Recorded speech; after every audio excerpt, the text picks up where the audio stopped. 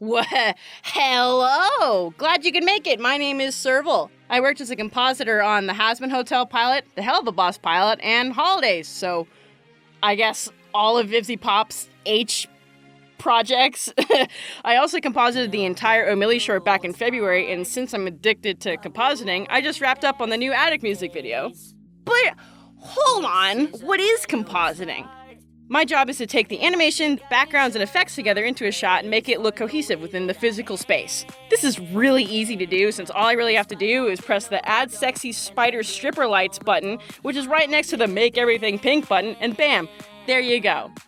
I really wish it were that easy, but think of compositing as adding shading to a digital illustration, but all the layers move around and cross over each other, and camera movements need to be added, so all the layers have to line up and make sense with every light source, and every light source needs to be considered and track with that animation, and it's just a lot, and it's really fun, and it's really tedious, and I really love it. I love my job!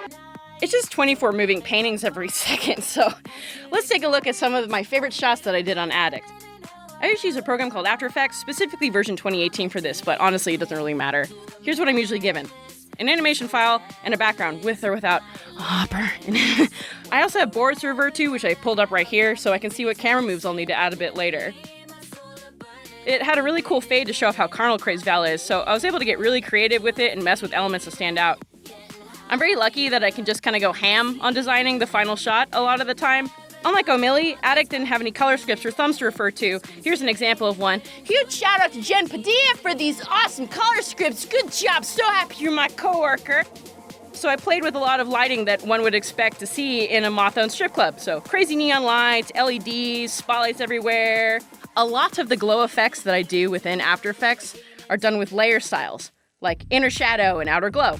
If it really needs it, then maybe I'll include the drop shadow, which I have done in the big crowd scene, but I'll get to that one a little bit later. All of my choices are to make the shot feel real. There's one thing that I've learned is that a good compositor's job is done when no one can tell that you've done a good job.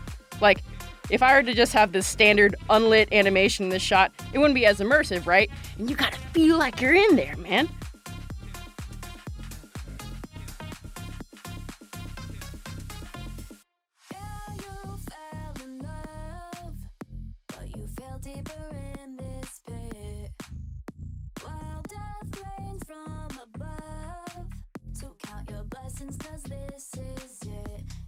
I use a lot of soft blurs with Val shots because they look horny, and this is a horny character, and, eye contact is, but also because they help draw focus to Val's face. So, just like moths coming to the light, y'all are apparently coming to the moth, so you're welcome. I did the same sort of effects for these shots here. So, on to the next one, which was the big crowd scene. I love doing this one, but it, no joke, was literal hell. Since not only did I have to do Angel, the crowd, which, by the way, there's me, but I had to do a spinning camera move and also make sure that the emo parts were well contrasted without being too uncomfortable. I didn't really film my breakdown for this one, but here's the level of layers I had to go into for this to work the way that I wanted. As vibrant and diverse as this club scene was, I also really enjoyed doing the emo parts of this shot. I got the eyes in their own layer, which is great to have since it allows Cherry's eyes to pop out and her expression really helps tell the story of the shot. Even though, no joke, it lasts like 2 seconds, but that's still 2 seconds of sad and now I'm depressed.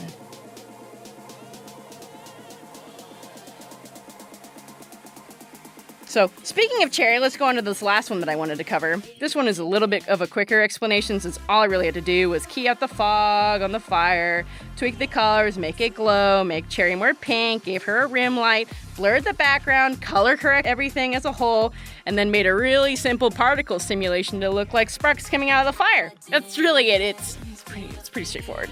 I'm going to keep talking, but here's a few more shots to play in the background while I give you some fun facts about working on this. First one being, there was not a single angel dust in this show that was colored any different than his standard white and pink palette.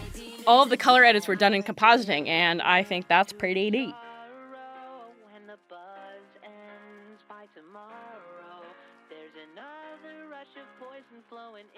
The next fun fact is that all of the demons that weren't silhouettes were crew cameos of our imp sonus that we've designed, since who wouldn't want to live in this universe?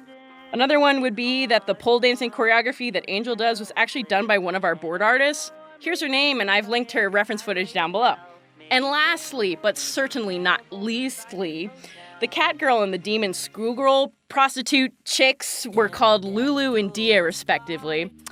I am actively dating both of them, and that is your problem and not mine, so get to the back of the line.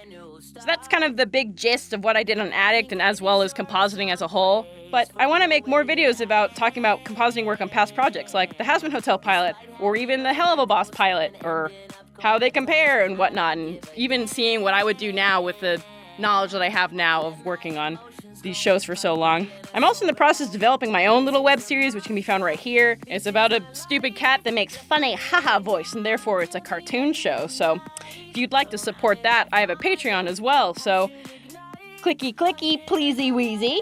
And of course, none of this would have been possible without Viv's endless generosity for these opportunities. I'm very grateful to have been on her team as long as I have, as well as continuing to be on her team for future projects. It's really great. I'm so excited to show you guys what we have coming up next. Please go out and support her directly by buying her merchandise through Shark Robot or pledging to her Patreon. But also do this because that's how we get our money and it directly supports the rest of the crew.